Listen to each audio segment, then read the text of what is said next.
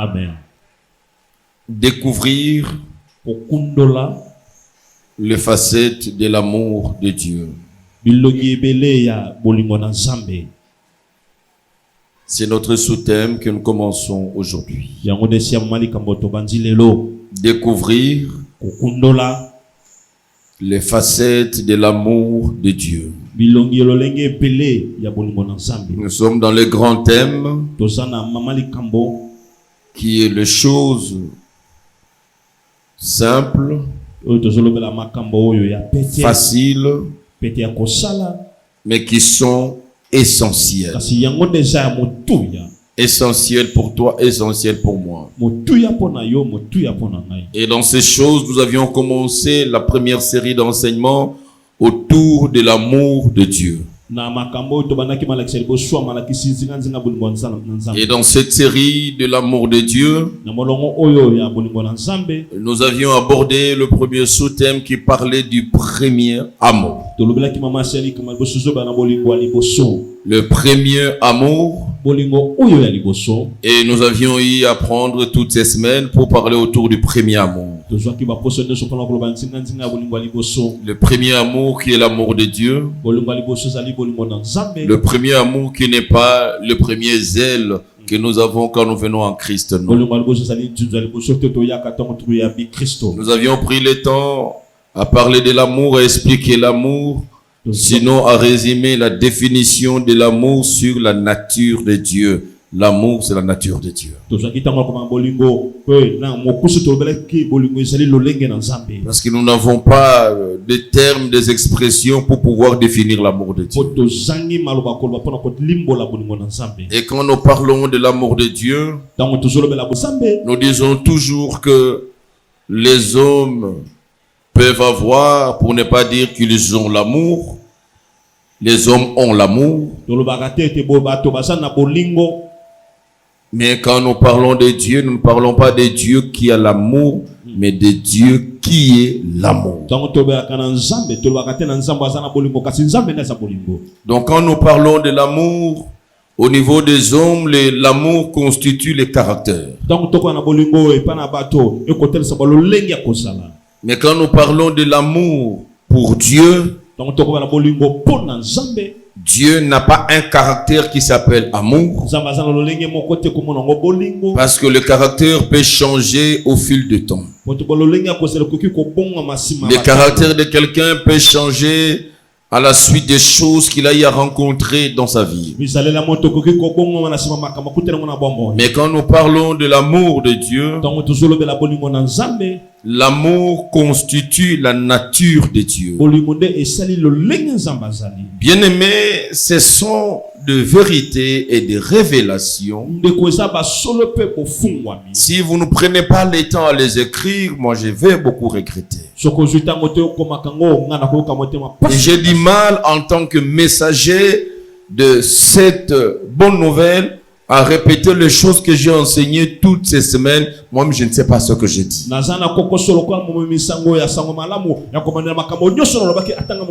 que vous verrez que je n'ai pas de calepin, je n'ai pas griffonné quoi que ce soit sur un carnet. Je dis des choses comme un messager, je laisse Dieu utiliser ma bouche et parler.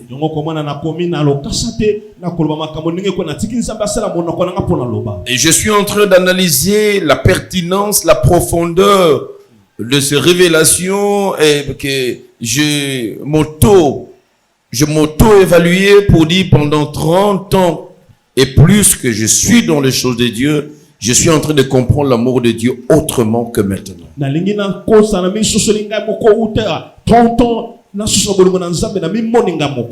Et je comprends pourquoi Dieu nous a donné dans nos missions, dans la grande vision que nous avons, la mission aussi de refonder l'Église, de refonder le fondement de l'Église.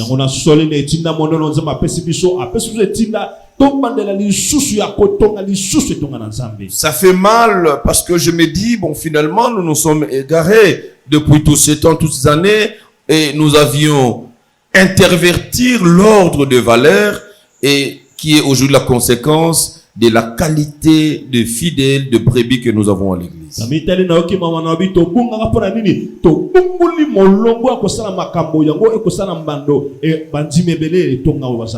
je peux vous choquer, et vous savez que certains ministères que nous créons, parce que je le dirai sans embâche, qui ne viennent pas de Dieu, ce sont simplement des ministères qui se créent en dehors et à l'ignorance, à la notion de l'amour de Dieu.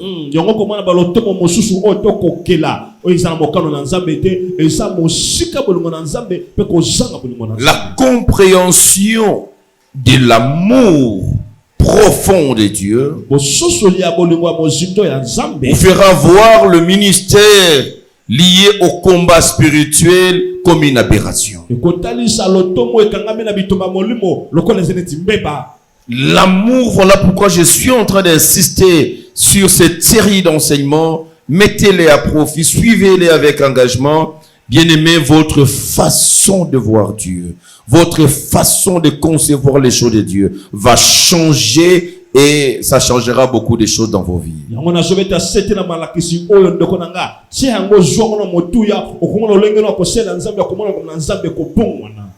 Tout l'évangile repose sur l'amour. Tout l'évangile repose sur la personne de Christ qui est l'amour.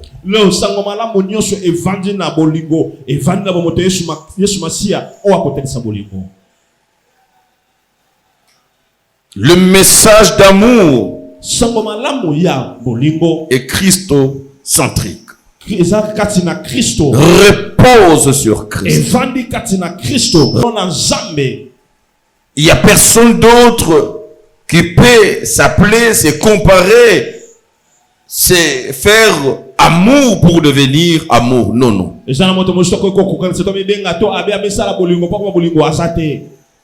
L'amour de Dieu, c'est une vérité fondamentale à comprendre. Et quand vous la comprenez, cette vérité, votre vie spirituelle change.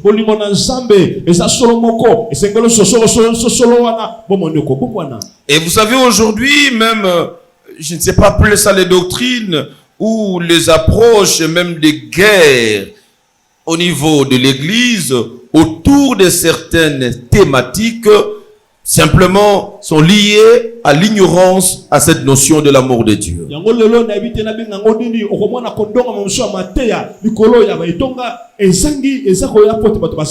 Je prie Dieu qu'il puisse fomenter nos esprits. Et je vous demande à faire l'effort de fomenter votre esprit pour trouver la place à cet enseignement. Et pourquoi je dis ça? Parce que les prérequis de certains enseignements déjà gobés risquent de refouler la pertinence, la profondeur de cet enseignement.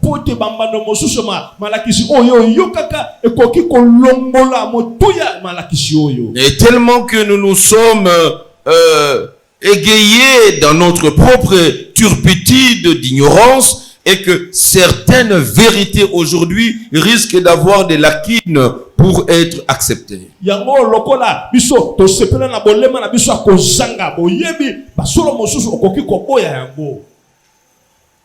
Vous savez, la plupart de nos évangiles, de nos prédications, de nos enseignements sont susceptibles de ce que l'orateur, le prédicateur a vécu, a connu et de quel environnement il est sorti.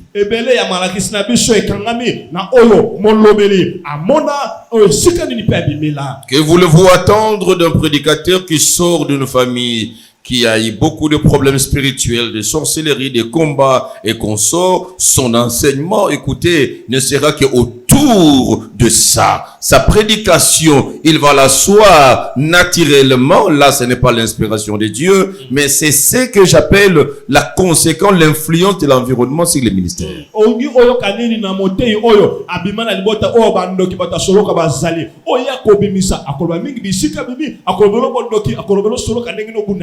Et c'est comme ça, vous verrez, il y a des tendances de gens qui parlent sur certains aspects, ils s'appuient, d'autres qui parlent tout en culpabilisant, d'autres parlent et présentent un Dieu comme un juge qui condamne.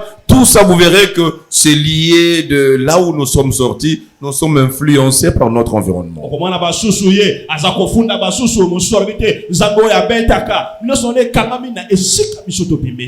Bien-aimé, comprendre ces révélations, je te dis sincèrement, c'est révolutionnaire. C'est révolutionnaire et je suis en train d'attirer l'attention de l'Église à bien profiter de ces révélations que je ne serai pas moi-même. Peut-être que je puisse auditionner, visualiser, c'est pas nos vidéos. Je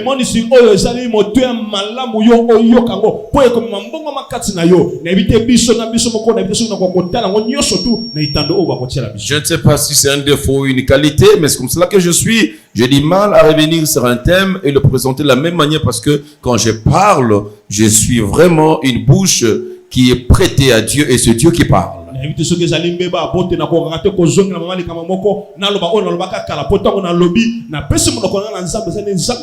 suis dans le regret parce que il y a eu défaillance à la qualité de son qui a fait qu'il y a une dizaine, vous verrez que depuis un certain temps, je ne suis pas en train de lancer le vidéo dans notre chaîne YouTube parce que quand j'ai auditionné, je me suis rendu compte qu'il y a une dizaine de prédications qui ont été mal prises parce que les sons n'étaient pas bons.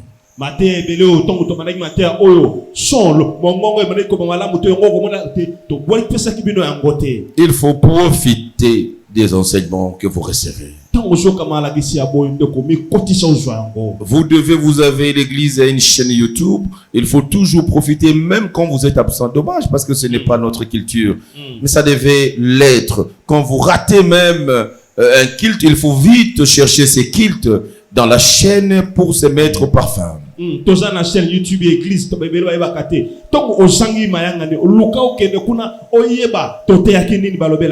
Dommage parce que les gens passent plus de temps dans de futilités sur les réseaux sociaux au lieu de prendre leurs mégas et les mettre à profit pour édifier leur âme, des choses. Il y a une prédication, tu peux l'écouter, mais tu viens encore le réécouter. Tu peux le réécouter autant de fois jusqu'à ce que ce message pénètre ton cœur et atteigne son objectif.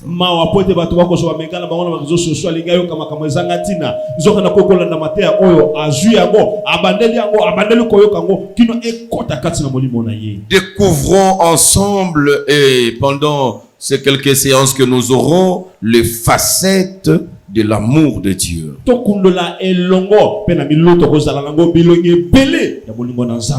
Et c'est comme cela que je vais vous appeler à la lecture d'un texte. C'est une histoire que nous connaissons tous, mais nous allons essayer de la lire autrement. Luc chapitre 15. Luc chapitre 15. Nous allons lire à partir du verset 11. Luc chapitre 15, verset 11. Jusqu'au verset 32. Verset 32. Luc chapitre 11. Luc chapitre 11. J'ai dit quoi? Chapitre 15, excusez-moi. Luc chapitre 15. Le verset 11. Verset 11. Jusqu'au verset 32. Verset 32. En un mot, il s'agit de cette histoire de l'enfant prodigue ou de fils prodigue. Et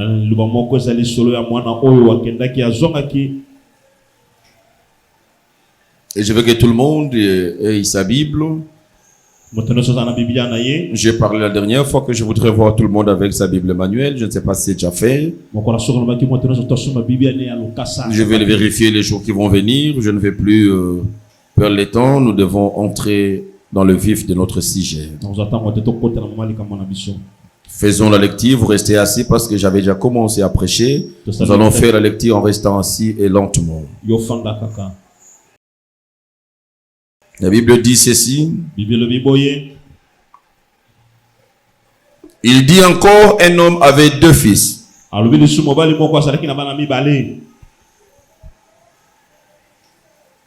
Le plus jeune dit à son père: mon père, donne-moi la part des biens qui doit me revenir.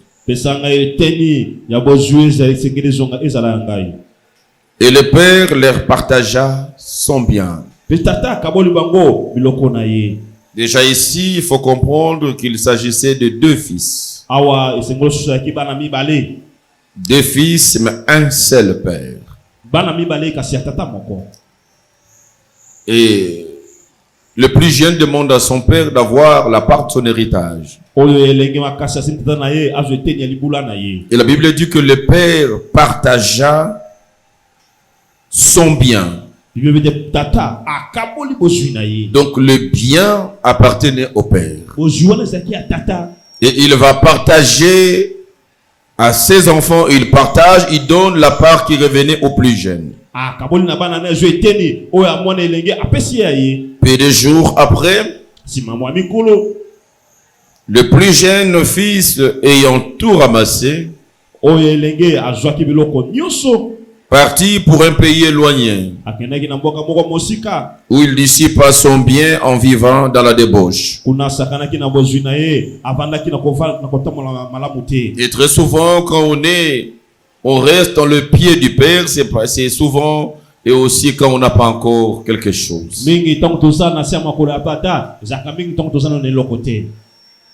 Et j'aimerais te poser cette question sans attendre au retour la réponse. La question de savoir pourquoi tu es là. Pourquoi tu es dans sa présence. Est-ce que c'est parce que tu n'as pas encore eu ta part? Et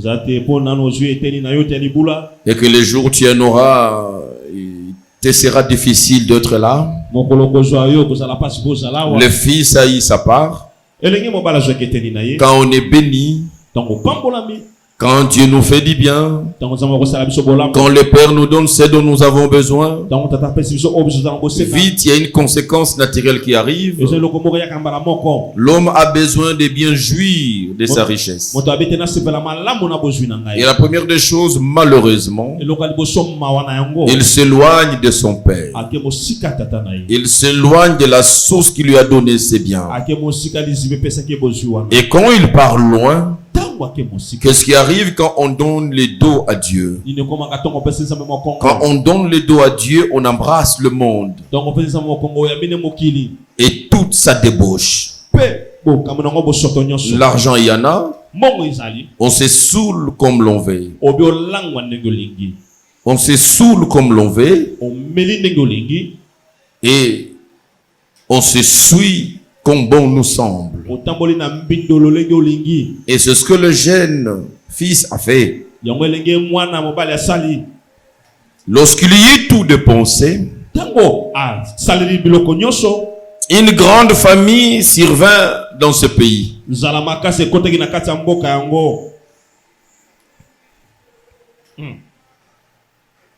Une grande famille survint dans ce pays. Et il commença à se trouver dans le besoin.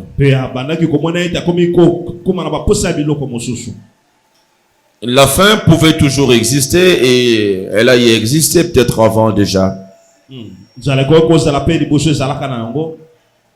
Mais il avait le bien. Il ne savait pas sentir la souffrance. Quand aujourd'hui tu cries, il y a souffrance. Mais la même souffrance a existé quand Dieu te faisait du bien. Tu ne sentais pas cette souffrance. Mais quand on s'éloigne de Dieu, on perd ce que Dieu nous a donné. C'est alors on peut commencer à ressentir la souffrance.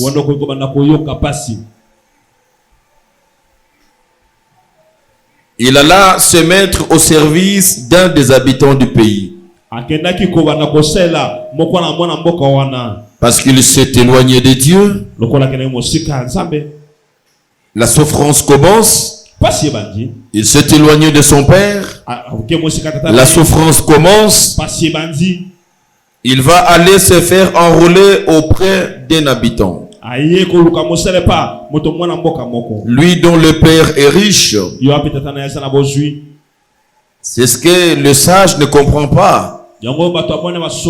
L'ecclésiaste ne comprend pas comment il voit le prince marcher à pied.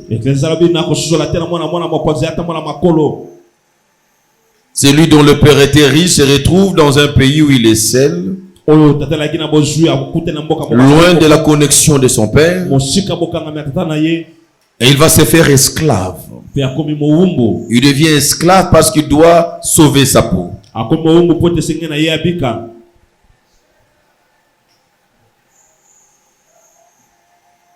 Qu'il envoya dans ses champs garder les pourceaux. Et le travail qu'il pouvait trouver, c'est de l'envoyer dans le champ où il va commencer à gérer le pourceau. Vous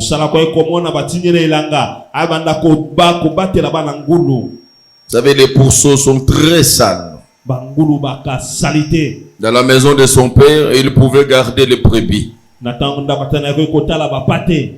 Mais là, on l'envoie s'occuper de pourceaux. Vous avez l'idée de ce que représentent les pourceaux avec leur saleté. Il aurait bien voulu se rassasier des carouges que mangeait le pourceau, mais personne ne lui en donnait. Oh là là.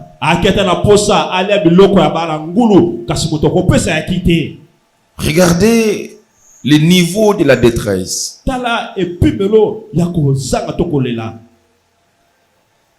L'enfant qui était gâté dans la maison de son père, il serait tout dans les conditions où, dans la maison de son père où il avait tout à manger et à sa faim et à sa soif. Mais il arrive dans des conditions où il est en face, c'est pas de la nourriture que les hommes mangent. Mais il sera en face de la nourriture que mange le pourceau. Même en face de ce courage, de ce que mange le pourceau, il se retrouve à un niveau qu'il n'en avait même pas le droit. Et que personne ne pouvait le lui donner. Et lui, il était même prêt à être considéré comme un pourceau. Qu'il commence à mélanger sa bouche avec les bouches de pourceau. Qu'il mange à la table des animaux. Il était prêt même à vivre comme ça. Mais cela n'était pas possible. Même ce qu'on donnait au pourceau, lui là, il n'en avait pas droit. Regardez de là où il sort. Et à quel niveau il est arrivé. Par le fait simple de se déconnecter de son père. Par le fait simple de quitter Dieu, de quitter la maison de Dieu. De donner le dos au Seigneur. Et d'embrasser le monde. Et c'est à cette tentation que beaucoup cèdent. Le monde semble nous proposer beaucoup de plaisir. Et beaucoup y vont. Mais c'est une courte joie. Et vite après, c'est la confusion. C'est la honte et c'est l'opprobre. Étant rentré en lui-même. C'est là que le nouveau schéma commence. Réveillez ceux-là qui est derrière, qu'elle me suive. Étant rentré en elle-même. Comment elle va rentrer en elle-même? Parce qu'elle s'est rendu compte que mais c'est pas possible la situation que je traverse. Étant rentré en elle-même. Il a pensé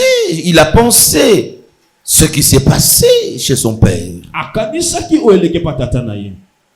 Il a pensé sa position dans la maison de son père. Il a pensé comment sont traités le travailleur dans la maison de son père. et qu'il était très maltraité là où il était. Il s'est dit, et même si dans l'hypothèse, dans le contexte où je serais travaillé, je préfère être travaillé dans la maison de mon père. Étant rentré en elle-même, en lui-même, il s'est dit combien de mercenaires chez mon père ont du pain en abondance. Combien de ceux qui ne sont pas enfants de Dieu trouve sa faveur. Combien de ceux qui n'ont pas mon identité, mais ne souffrent pas pareil à cause des facettes de ses pères, le facette de son amour.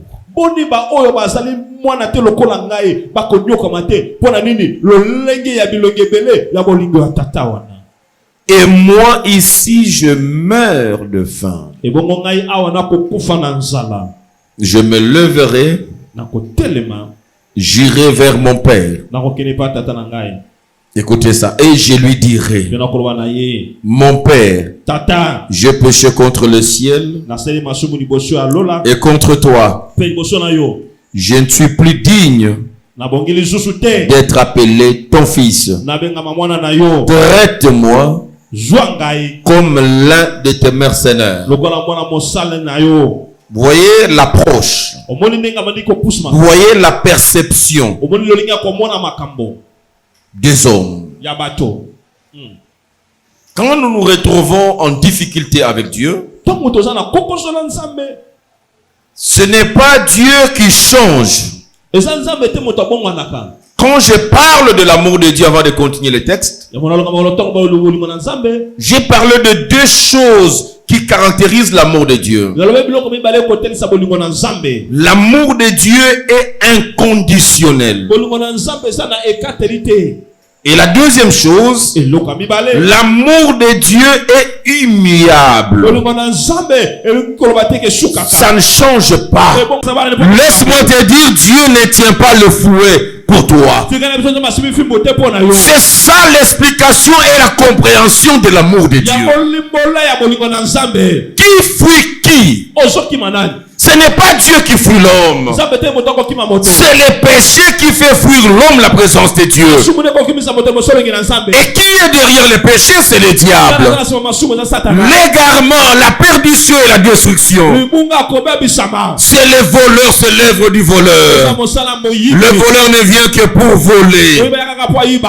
Il vient pour égorger et il vient pour en finir te détruire. Quand il te pousse, tu commences par dérober. Tu commences par dérober, tu vas aller, tu vas égorger. Il va t'égorger, il va te détruire, effacer tes traces. Les mal qui arrivent. Quand tu commences à tomber, quand quelque chose de mal t'arrive, il ne faut pas fuir.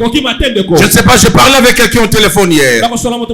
J'ai pris plus de 4 ou 6 heures, j'étais en train de communiquer avec la plupart des gens à l'église. Et quelqu'un m'a avoué, m'a dit qu'il avait honte de venir. Bien aimé, les fautes et les erreurs que nous commettons ne doivent pas créer en vous la honte vis-à-vis de Dieu. Ou quelqu'un commence à vider et fuir la maison de Dieu parce que lui-même se sent très sale. Le fils prodigue se dit, mon père ne peut plus me recevoir. Je ne peux plus redevenir son enfant. Oh là là, qui t'a dit qu'il y a un crime qui peut empêcher à Dieu de te récupérer, de te reprendre comme son fils? La forteresse qui monte dans ta tête. Quand quelqu'un prend la trajectoire de la destruction, c'est quelqu'un qui n'a plus espoir d'être sauvé. C'est ce que le diable investit dans nos esprits. Il va agrandir ton mal. Il va agrandir ton péché et te présenter que tu deviens jumeau au diable. Laisse-moi te dire, tu n'es jamais et tu ne le seras jamais jumeau au diable. La preuve en est que le diable a péché avant toi. Toi tu as péché après lui. Mais le Seigneur t'a sauvé. La démarche c'est laquelle? Dieu, il va toujours vers l'homme. L'homme a tendance à fuir. C'est ce qui s'est passé dans le jardin d'Éden. Adam et Ève ont péché. Et après avoir péché, ils se sont retirés de la présence de Dieu. Ils se sont retirés de là où Dieu les avait laissés. Ils sont allés se cacher. Qui s'éloigne de Dieu? C'est celui qui commet les fautes. Et en s'éloignant de Dieu, il n'y a pas de solution. Mais le Dieu dont je te présente, c'est un Dieu d'amour. Quand je parle de l'amour, je fais comme ça. L'amour est grand. Il est infini. L'amour de Dieu n'est pas à calculer. Ça n'a pas de début, ça n'a pas de fin. L'amour de Dieu, ce n'est pas à comparer avec l'amour des hommes. C'est comme cela quand Adam et Ève ont péché. Leur culpabilité le fait fuir la présence de Dieu. C'est la conséquence aujourd'hui. Beaucoup sont redevenus païens. C'est parce qu'ils sont tombés dans le mal. C'est parce qu'ils ont fait des choses qu'ils ne devaient pas faire. Et leur conscience par le diable les a troublés. Ils se sont vus tellement impurs. Et ils pensent qu'il n'y a plus de place pour eux à l'église. Ils pensent que Dieu les a haïs. Dieu ne veut plus d'eux. Faux et archi faux. Je suis venu dire à quelqu'un qui vit dans le mal aujourd'hui que l'amour de Dieu est inconditionnel. L'amour de Dieu est immuable. Son amour ne change pas. Il reste un Dieu qui nous aime. Il nous aimera malgré nos erreurs. C'est nous les hommes.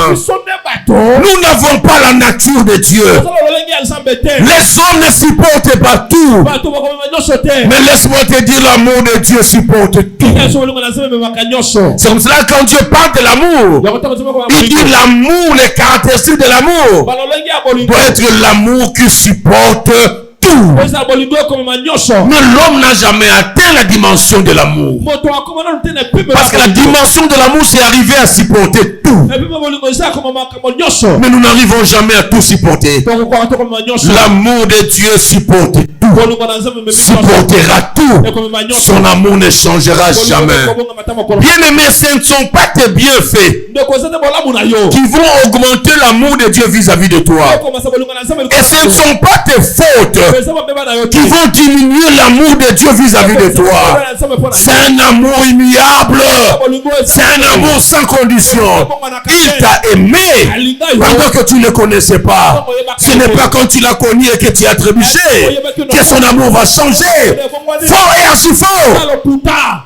Il est venu vers l'homme. Regardez son amour. C'est Dieu.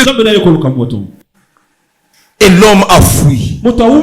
Dieu lui pose la question, tu es où? Il dit, je me suis caché. Dieu a maudit le serpent.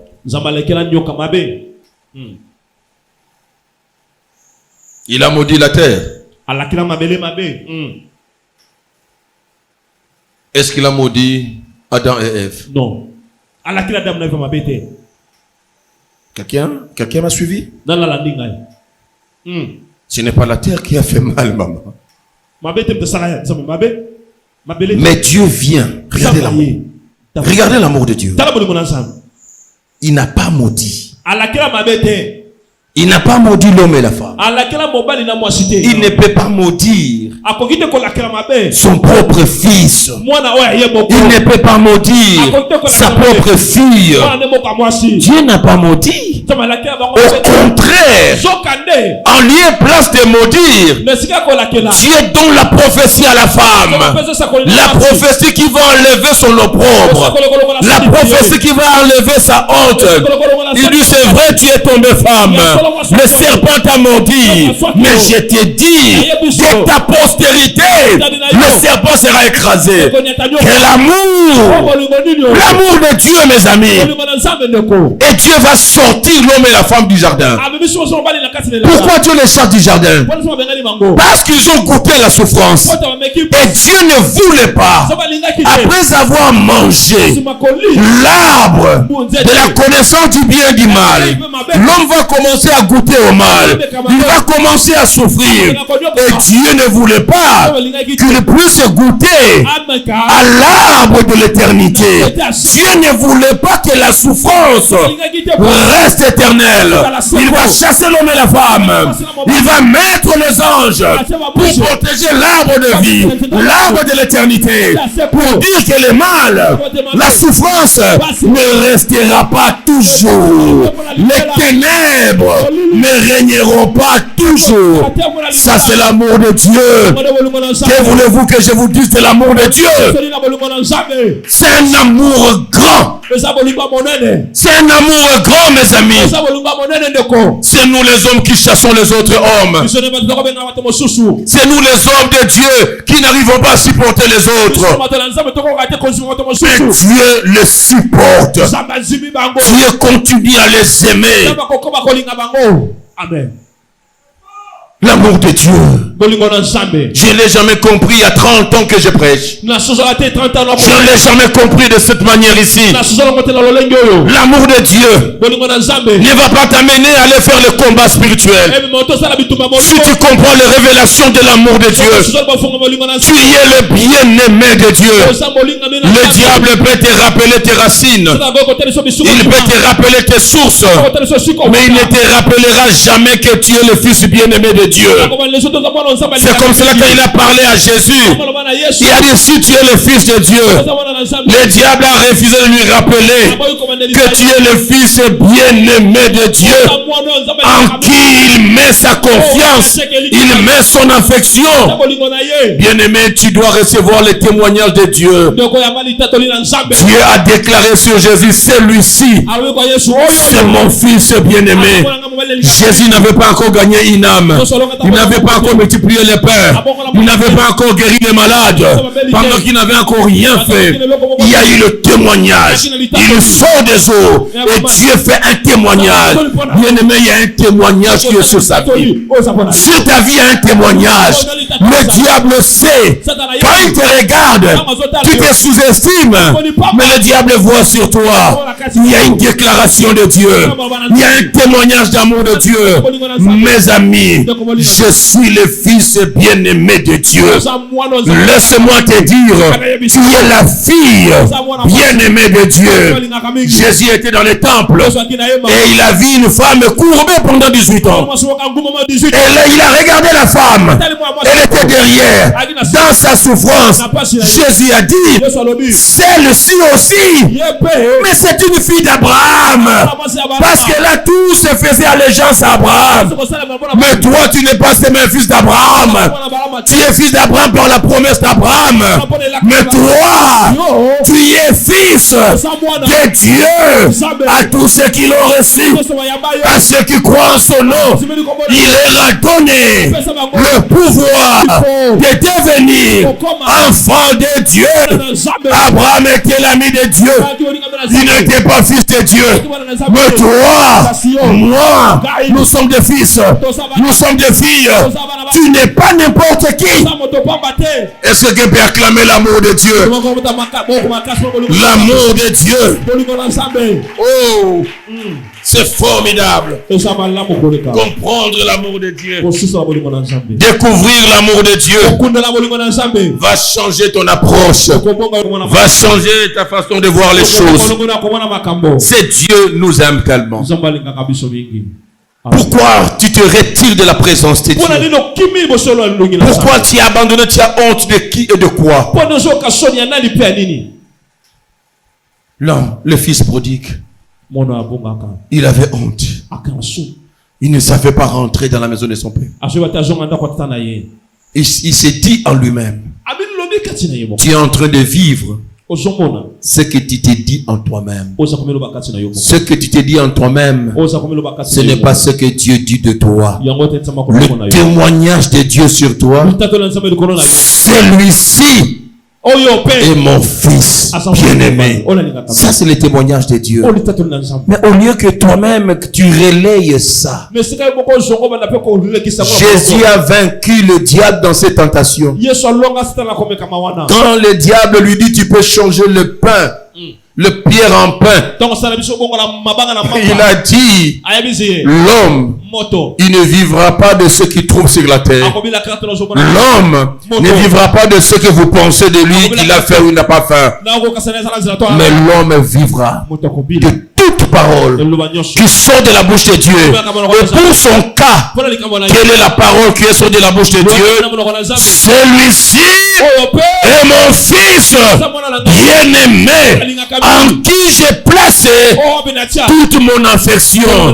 Je marche par rapport à la parole que Dieu a prononcée pour moi. Je marche par rapport à la déclaration qu'il a faite sur moi. Ne marche pas selon les propos des hommes. Ne marche pas selon ceux qui te découragent. Ne marche pas selon ceux qui ne veulent pas de toi. Tu dois marcher selon l'amour et la déclaration de l'amour que Dieu a fait sur toi. C'est ça ma raison d'existence. C'est ça ma raison d'être. Tout le monde peut me haïr. Tout le monde peut me réfuter. Tout le monde peut me trahir. Tout le monde peut s'empêcher de m'aimer. Mais aussi longtemps que c'est Dieu Tout-Puissant même, c'est tout, c'est suffisant. Je n'ai pas besoin de rien d'autre. Je marche selon l'amour de Dieu, selon les déclarations de son amour sur ma vie. L'amour de Dieu.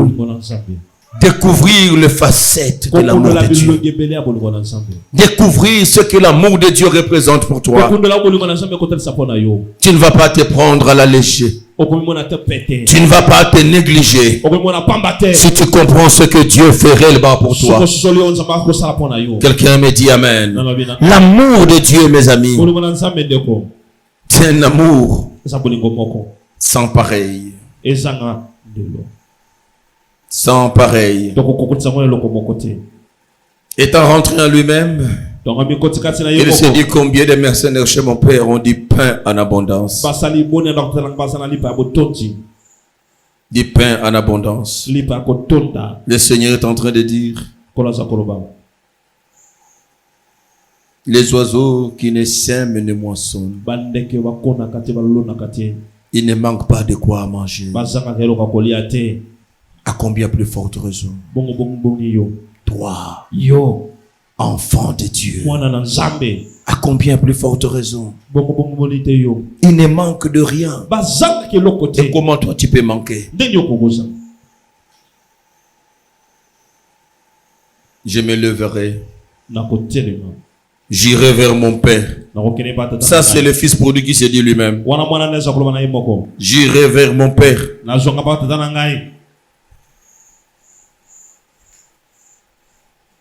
Je lui dirai, mon père, je péché contre le ciel et contre toi.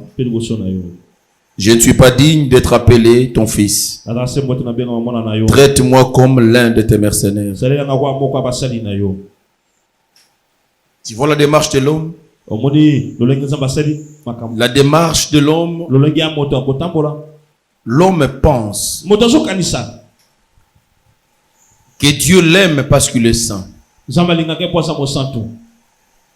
comme ça dans sa démarche. Il dit j'irai vers mon père. Je vais montrer bien.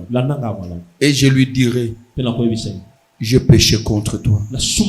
J'ai péché contre le ciel. Et je continuerai pour lui dire, je ne suis pas digne d'être ton fils. C'est lui-même le fils qui décide sa démarche. Il dit ma démarche, je vais commencer par me repentir et de dire à Dieu de me punir. C'est l'enfant qui décide ça. Il dit, je vais aller vers mon père, je vais me repentir. Après, je vais lui dire de me punir, que je ne sois plus son fils. Il y a des gens qui se sont punis eux-mêmes, ils pensent que Dieu les a punis. Dans son esprit, il s'est dit que je ne suis plus enfant de Dieu. Ça vient de lui-même, Dieu ne lui a jamais dit ça. Pour lui dire que non, je ne suis plus enfant de Dieu. Écoutez-moi très bien. La repentance ne doit pas être une démarche pour rencontrer Dieu. Non. La repentance, on doit pas te dire ça. C'est comme cela que nous prêchons mal. La repentance ne doit pas être la clé de la réparation entre toi et Dieu. Non, non. Suivez-moi très bien. Parce que le fils prodigue dit qu'il va d'abord se repentir. Et c'est la tendance que nous avons, nous, les pasteurs. Pour se repentir, il faut rappeler à quelqu'un ses fautes. Tu as fait ça. Tu as fait ça. Tu as fait ça. Regarde comment c'est mauvais. Donc tu n'as plus le droit de t'approcher dans la présence de Dieu. Il faut se sanctifier d'abord. Donc Dieu qui nous reçoit après que nous soyons sanctifiés. Mais je me dis, qui sanctifie qui? Et quand tu fais ta repentance, qui va te sanctifier? Si la repentance, c'est la clé qui doit te ramener vers Dieu. Mais qui va pardonner tes péchés? Parce que la repentance, il faut que tu t'adresses à Dieu. Mais tu es encore séparé de Dieu. Comment la repentance, tu l'as fait toi-même? Tu suis tes péchés. Tu te pardonnes toi-même. Tu te sanctifies toi-même. Et tu téléphones Dieu que maintenant ça va. Je peux maintenant venir. Je me suis sanctifié. Mais non, c'est Dieu qui doit te sanctifier. C'est Dieu qui doit te pardonner. Donc, la repentance ne doit pas être la démarche de réconciliation de l'homme avec Dieu. La réconciliation entre l'homme et Dieu ne repose pas sur la repentance. Non. Ça, c'est ce que l'homme pense. Mais vous verrez quand nous allons lire que la clé de la réparation entre l'homme qui a péché et Dieu repose sur l'amour que Dieu a pour lui. Et non sur la démarche de la repentance de l'homme. C'est comme cela quand le fils prodigue est arrivé. Nous allons lire ça.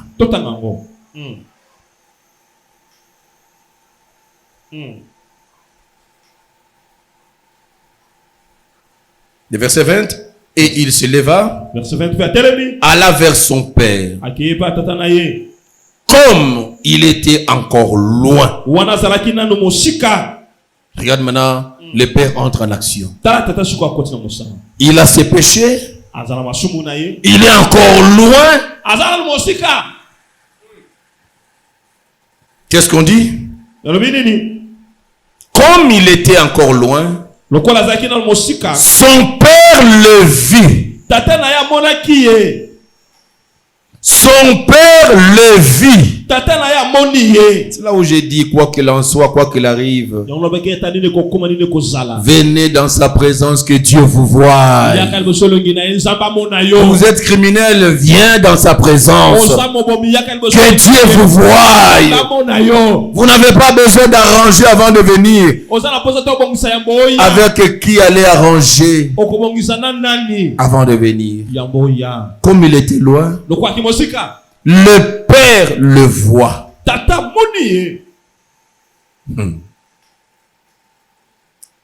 Son père le vit. Première chose, les facettes de l'amour. les facettes de l'amour du Père. Il le voit. Mais qu'est-ce qu'il devait voir? Son péché, sa désobéissance, ses crimes et sa débauche. Mais quand il le voit, première facette de l'amour de Dieu, la Bible dit quoi? Fut émis de compassion. Première facette de l'amour de Dieu, la compassion. Il fut émis de compassion. Là où les hommes, dans le regard des hommes, si les hommes regardaient ses fils retourner très sales, n'a plus rien, avec les odeurs de pourceau, c'est la médisance. C'est la critique qui commence. Tout le monde allait dire, regarde. On dit mater. Mokili. Abeteli, hein. C'est ça le regard des hommes. C'est quoi? C'est la honte, c'est l'opprobre, c'est le rejet. Les hommes n'ont pas d'amour. Ils vont te regarder avec dédain. Mais il avait tout pris, il vient encore faire quoi? Regarde-lui comment il est devenu. Ça, c'est les hommes. Mais Dieu, ça, ce n'est pas le regard de Dieu. Le Père regarde. Il a eu compassion. Avant que vous ne puissiez demander pardon à Dieu, vous devez savoir que l'amour de Dieu vous donne sa compassion. Dieu a pitié de vous avant que vous puissiez demander pardon. Nous avons la garantie d'être pardonnés par Dieu à cause de son amour. Son amour disponibilise sa compassion pour nous. Qu'est-ce que Dieu fait?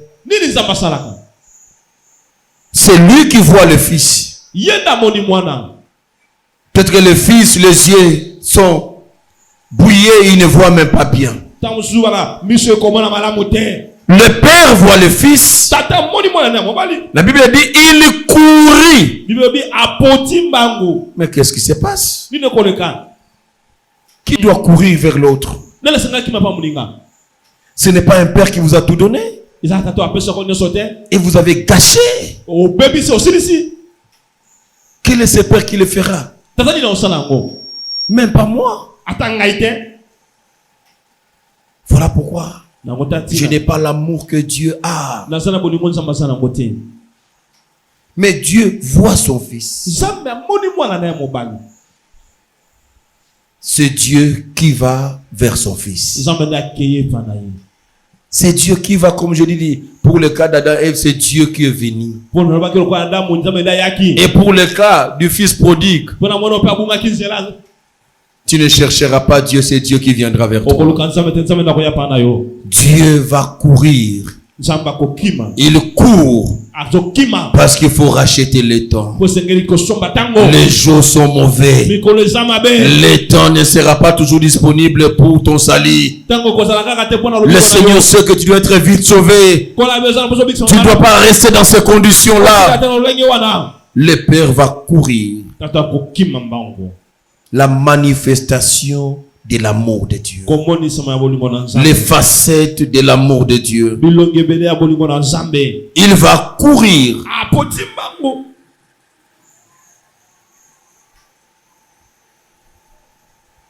Et se jeter à son cou et le baisa. Le Père courit. Il arrive devant son fils. Il va l'embrasser. Quand il l'embrasse, c'est l'expression de quoi? De l'amour. Il prend sa tête. Il le penche sur son fils. Les fils, le verset qui suit. Les fils, qui a senti l'affection au verset 20, qui a senti la compassion, qui a senti l'amour. C'est alors que dans cette atmosphère d'amour, oui, Maman Charlie, suis-moi. C'est dans cette atmosphère d'amour que le Fils commence sa repentance.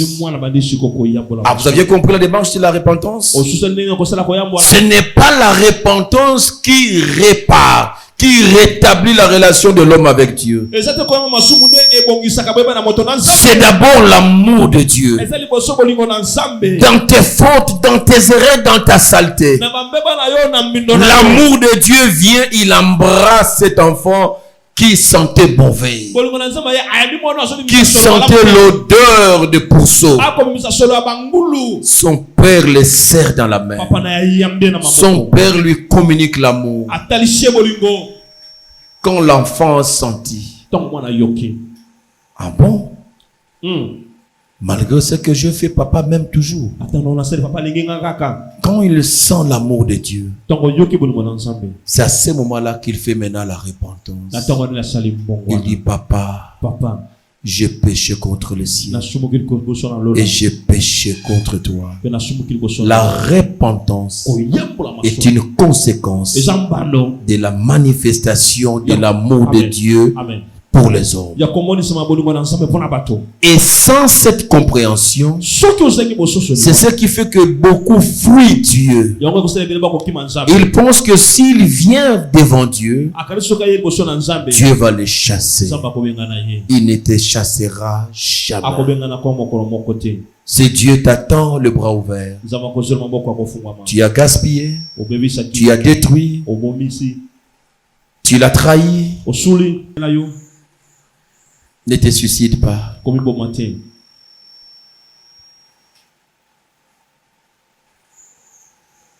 Ne pense pas que tu n'es plus aimé. L'amour immuable, l'amour inconditionnel fait en sorte que c'est Dieu qui vient embrasser le perdu. Laisse-moi te dire, aucun jour Dieu refusera de t'embrasser. Aucun jour Dieu refusera de t'accorder une facette de son amour qui est la grâce. Aucun jour Dieu refusera de t'accorder sa facette d'amour qui est la compassion, la miséricorde. Aucun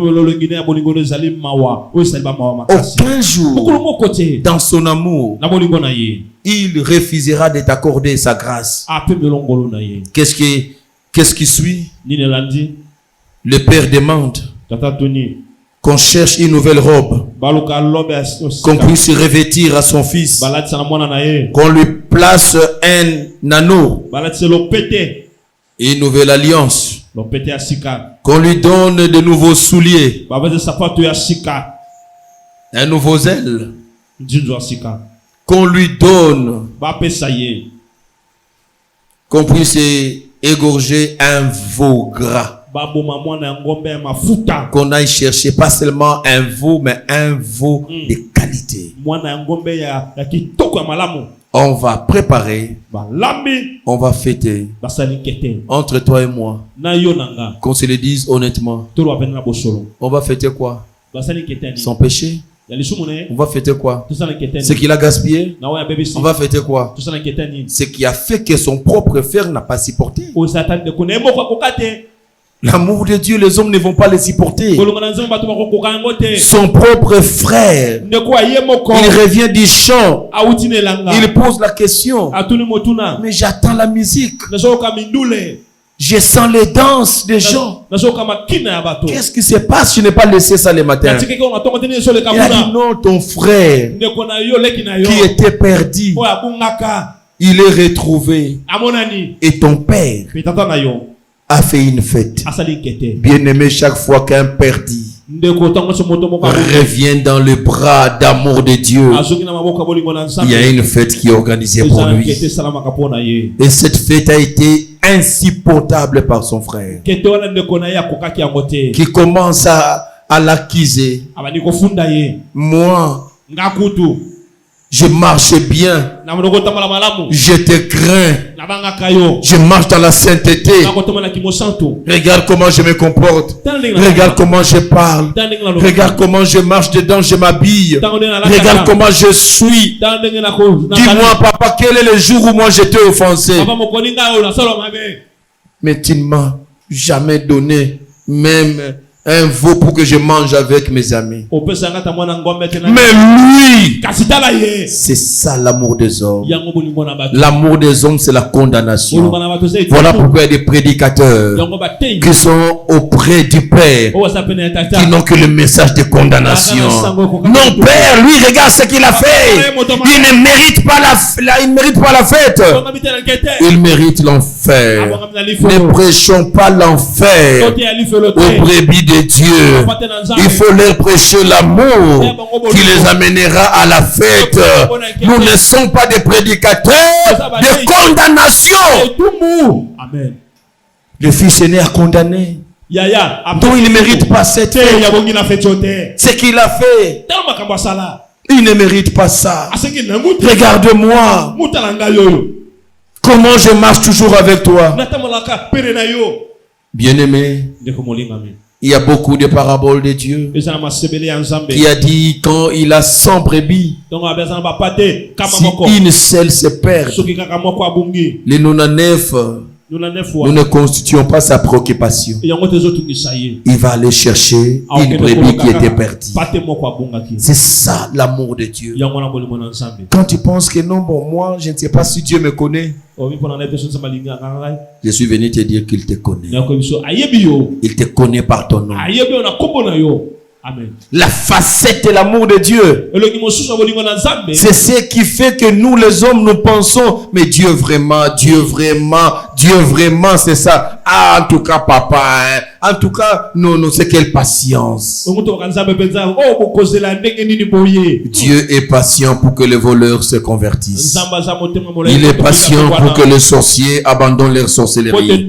Il est patient pour que les impudiques sortent de leur impudicité. Dieu est patient. La patience, c'est une des facettes de l'amour de Dieu. Et quand vous regardez ça, vous verrez la manifestation de beaucoup de facettes de l'amour de Dieu que nous aurons exploité. Il y a la grâce, il y a la miséricorde, il y a la bonté. Cet enfant qui venait, la grâce, c'est quoi? Il ne méritait pas d'être accepté. Mais la grâce nous fait accepter là où nous ne méritions pas. C'est la facette de l'amour de Dieu. La miséricorde, c'est ce que son fils et son frère aîné est en train de rappeler à son père. Non, il ne mérite pas ça. Il doit être sanctionné. Il a bousillé notre richesse. La miséricorde, c'est une facette de l'amour de Dieu qui fait que Dieu ôtera le châtiment qui devait tomber sur toi, la punition qui devait tomber sur toi. L'amour de Dieu enlève, ça s'appelle la miséricorde. La bonté, c'est une facette de l'amour de Dieu. C'est ce que le fils aîné n'a pas supporté. Pourquoi la fête? Vous verrez, les hommes, nous sommes tellement mauvais. Nous n'avons pas l'amour que Dieu a. Regarde même dans nos chansons. Nous sommes en train d'accuser les autres dans la présence de Dieu. D'ailleurs, ceux qui ne te connaissent pas assez, ils vivent bien. Leurs affaires, ils ont mataka. Mais ngayo, on a tiré l'anda comme intercesseur. Ça prouve le degré, Écoutez ça. Et puis, le cœur que nous avons, nous, le Fils qui sommes à la maison. Voilà pourquoi on peut rater le paradis tout en étant dans la maison de Dieu quand notre cœur n'est pas rempli d'amour. Nous nous faisons des soucis pour des choses que Dieu a mis à notre disposition. Le Père a dit, écoutez, je te donne quoi? Qu'est-ce que tu m'as demandé que je n'ai pas donné? Ce qui est à moi est à toi. Tu souffriras par ton ignorance. Ou non, c'est la réponse indirecte de son père.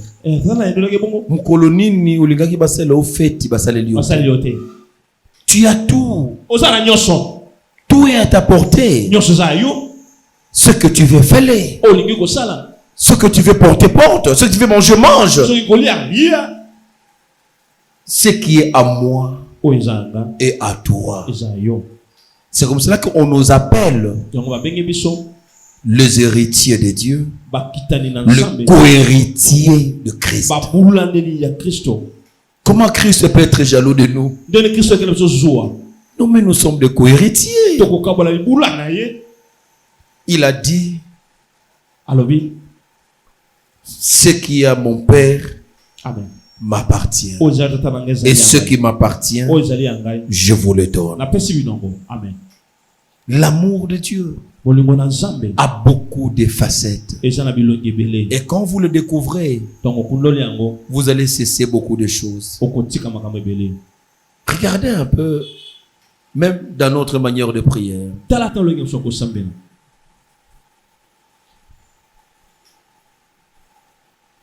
70, 80, 90, voire même plus de nos prières sont orientées à tout sauf à l'amour. Tout sauf à l'amour. C'est comme cela, un jour, les disciples de Jésus devaient aller à Samarie et qu'on devait les accepter, qu'on leur trouve un logement à Samarie. Ils sont allés demander un logement. On leur a refusé. Écoutez ce qu'ils sont venus dire à Jésus. Jésus, ces messieurs-là, les Samaritains, ils nous ont refusé de nous donner le logement. Ils ont continué le cœur. Ils n'ont pas d'amour. Vous savez ce qu'ils ont dit à Jésus? Fais descendre le feu qui était descendu du temps d'Élie pour consumer cet homme et sa maison. Parce qu'il a refusé de donner le logement. Les apôtres n'avaient pas l'amour de Dieu. Il dit non. Que le feu descende. Regardez. Toutes nos prières trouvent le soubassement dans le feu. Seulement le feu.